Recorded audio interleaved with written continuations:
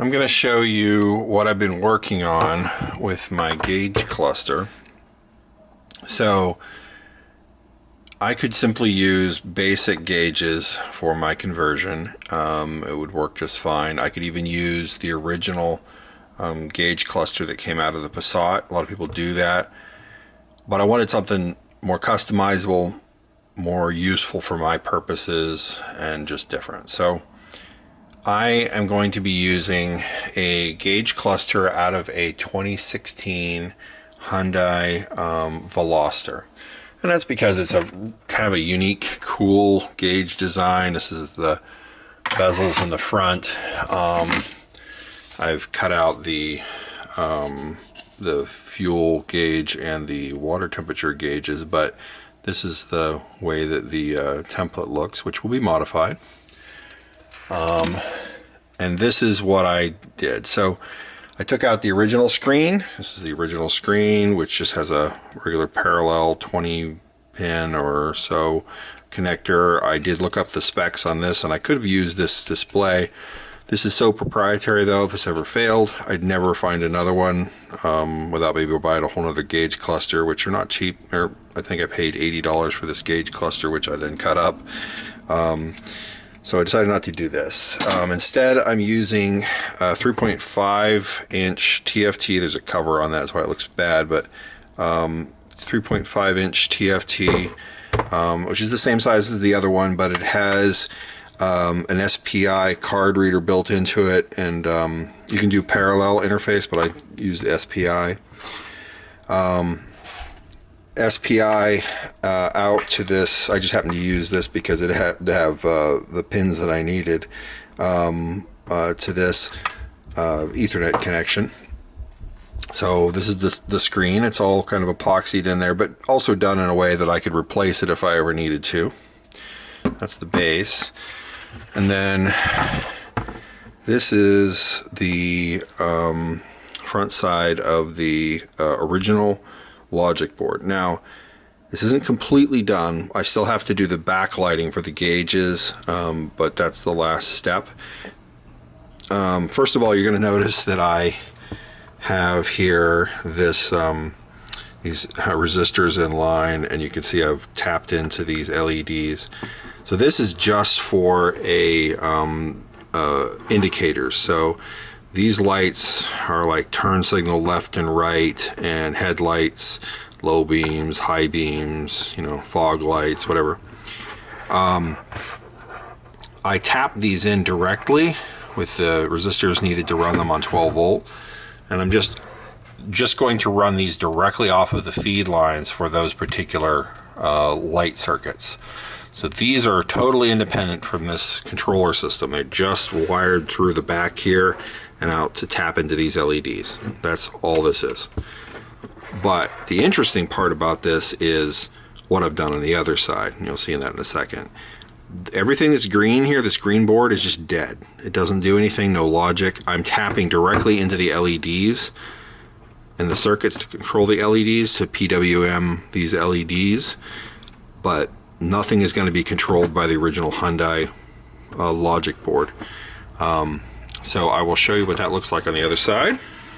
You'll see what I've done. So this is the brains now. Everything on the green is dead. I even cut out this logic chip here. But this is, so this is a Canfeather M4. So this is a Cortex M4 feather here, and it's on a feather tripler. That's from Adafruit. And these are stepper controllers. Each one of these controls 2 steppers, and these are the gauge controlled steppers, as you can see there. I bolted right through that logic board, since I'm not using the logic board anymore. One thing left to do, and that is to go ahead and set up my PWM driver for the backlighting. I'm gonna do this so that these are the red backlights for the gauge needles themselves.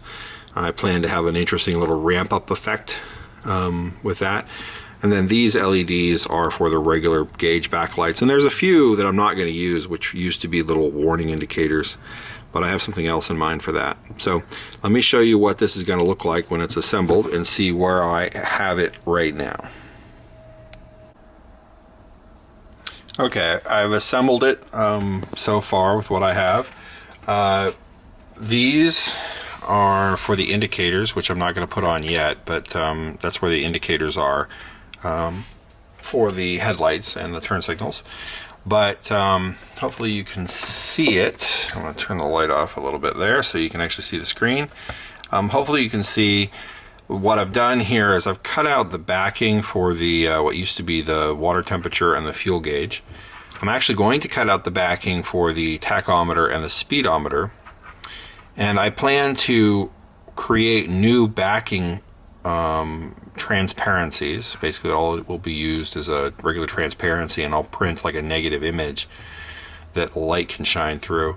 But I want this to be oil pressure and water temperature, or vice versa, instead of a fuel gauge here. My fuel gauges will be separate.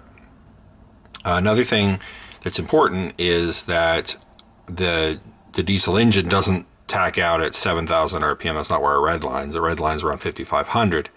So I want to change these markings so that it uses the full range of the dial, but yet it shows the correct red line. So it'd be where the 7 is, it'd be actually 5,500. I will just use the same outside marking, since this is three-dimensional. You can kind of see there, this is three-dimensional here, but the inside is just flat. So I'll do that. On the other side, I also, it's 160 miles an hour. Now, maybe the car that this came from could maybe go 130, but it couldn't even go 160. In any case, there's no reason to mark 160 miles an hour on a speedometer for a vehicle that I will never ever go above 100 miles an hour. This is a big four-wheel drive vehicle that has a large box, and it'll be covered in solar panels. I'm not going to be driving it over 100 miles an hour. So what I'm going to do, and I doubt I'll ever get to 100, so what I'm going to do is I'm going to change the scale here by making the end of the gauge here where it says 160, 90, 95, 100 miles an hour, something like that, which will give me a broader sweep for the miles per hour, and it'll be a little more easy to read. I'll change that. I'll also put the kilometers an hour in the middle here, but of course change the scale. That's important because I do plan to have this in European countries at some point, or South America, where they do use kilometers an hour, and they will give you trouble if you don't have a speedometer that can display kilometers an hour. So that's important. In the middle here, you can see the cutout for the screen. Now it's not completely aligned to the screen. I gotta make some slight adjustments here, but it's close enough for the test. The steppers are controlled off of the little microcontroller, and the steppers are running on the 5-volt rail from the regular USB. This is a MicroPython microcontroller, so all you got to do is plug the microcontroller in. It shows up as a drive. There's a little file, main.py, and it's got the Python that runs this display. The nice thing about that is I will route the USB to a place that I can get to it easily. So on the road, down the road, years down the road, I don't have to remove this gauge. I don't have to disconnect it or anything like that in order to actually reprogram it, maybe change colors on the display, maybe decide to track something else on one of the little sub menus in the display, something like that. I can easily just unplug it from the power system, which will be easily accessible, plug it into my laptop, the gauge display will power up, I can test it, I can simulate the values coming from the ECM, I can inject new CAN signals back to the ECM, whatever I want to do. So right here is just the power for the gauge cluster, and this is just for a test here, of course, but it will show you what I have so far. I just have a little test loop set up to run the stepper motors to their home positions. You can see here, so there's a stepper motor test. It's just running the steppers up and back. and then the screen test. It's gonna just created a little line and screen test complete, just to let me know that my screen is working. I haven't set up the PWM for the backlight display yet, or PWM the actual screen backlight, which I will do. I'll make it so that I can adjust the brightness depending on how much light I want hitting my face as I'm driving down the road. But you can see what I've done here is basically turned this gauge cluster into a zombie controlled cluster, and it'll read CAN bus signals right from the ECM and display them how I want. I can change scaling. I can adjust. If I ever changed my gear ratio, I can easily change my speedometer calibration. There's a number of things I can do. I could hook up little GPS modules to this and show my GPS coordinates. I could interface with the Raspberry Pi, which is actually the Raspberry Pi that's going to be running the dash system, which will show, the maps and interface with the rest of the systems and actually make most of the systems accessible over the internet. That'll be on the same CAN circuit as this, so I could actually have this be sending signals back to the Raspberry Pi to actually capture values that this is recording. There's a lot of different options. I like this setup because it's a very simple gauge cluster. It's just got 4 stepper motor controlled needles. It's got a place for a nice good sized screen. There's no touch screen, even though technically that was a touch screen when it came. I took the touch controls off of it.